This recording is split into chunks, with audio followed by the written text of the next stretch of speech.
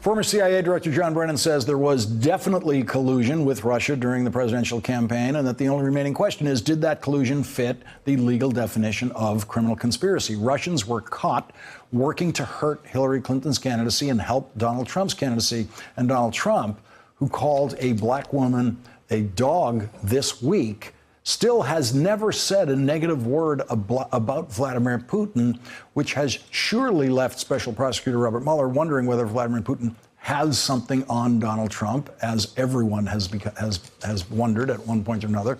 That's a question the world has been wondering about. Sir, does the Russian government have any compromising material on President Trump or his family? I did heard these rumors that we allegedly collected compromising material on Mr. Trump when he was visiting Moscow. Well, distinguished colleague, let me tell you this. When President Trump visited Moscow back then, I didn't even know that he was in Moscow. Please just disregard these issues and don't think about this anymore again. And I have to say, if they had it, it would have been out long ago.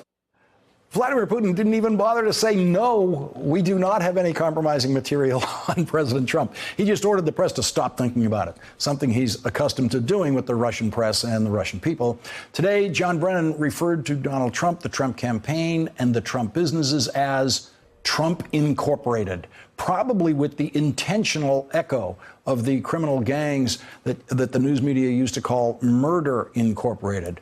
Craig Unger calls it the House of Trump in his new book, House of Trump, House of Putin, The Untold Story of Donald Trump and the Russian Mafia. The book describes what he calls the greatest intelligence operation of our time. The book tells how the Russian government targeted, ensnared, and compromised Donald Trump for over 30 years by using Trump real estate as a way to launder millions of dollars for the Russian Mafia. And joining us now is New York Times bestselling author Craig Unger.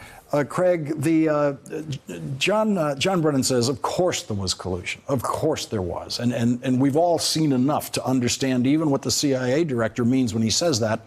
John Brennan knows more than we know. And so when he says it, it carries some real import. And the question is just, does it meet the legal standard?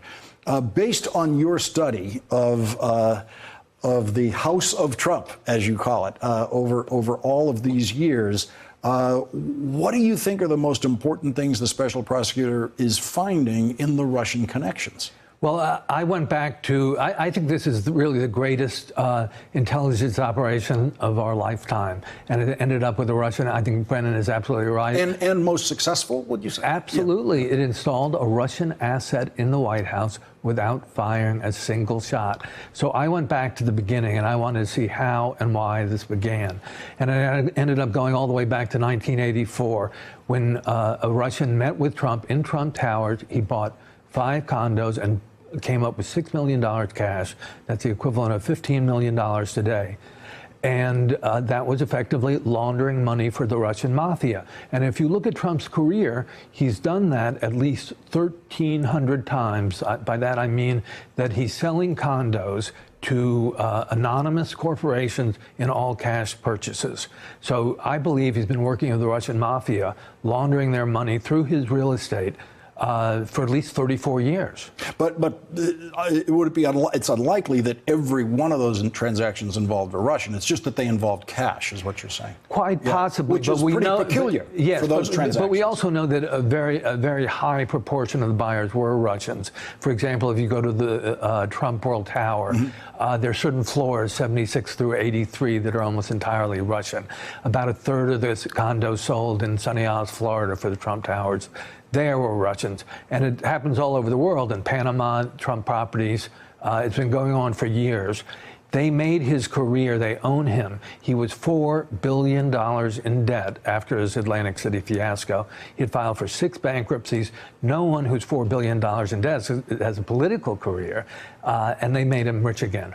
What in this book would you recommend the special prosecutors study and try to amplify?